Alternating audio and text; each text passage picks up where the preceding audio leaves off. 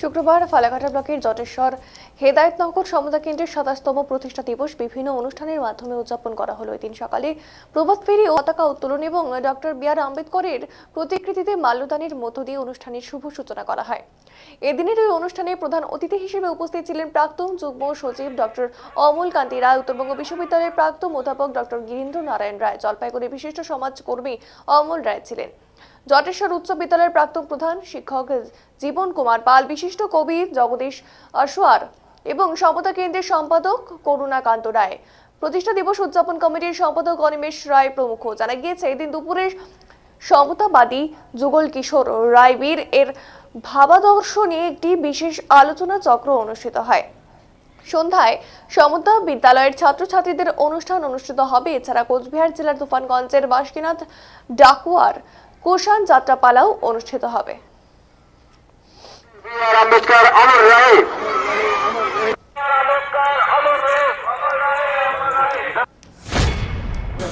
দেখেন, আজকে হচ্ছে 6ই ডিসেম্বর সমতা কেন্দ্রের প্রতিষ্ঠা দিবস।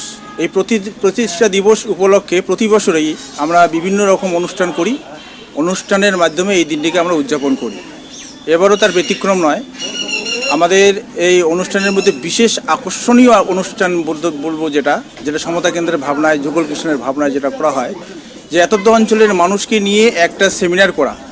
প্রতি বছর আমরা যেমন গত বছর হচ্ছে জাতিভিত্তিক জনগণনা, এটার উপর একটা আলোচনা করেছি, সেখানে বিশিষ্ট বিজ্ঞজনরা, বুদ্ধিজীবীরা উপস্থিত ছিলেন। এবারও তার ব্যতিক্রম রাখিনি।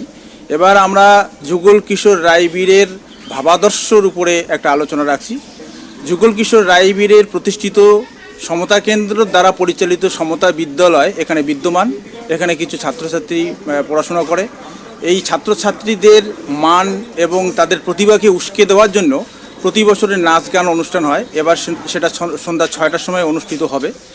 এই অনুষ্ঠানের পরে উত্তরবঙ্গের হারিয়ে যাওয়া কৃষ্টি, বলবো সংস্কৃতি, যেটা যুগল রায়বীরের ভাবনায় ছিল, সমতা কেন্দ্রের ভাবনাতেও আছে।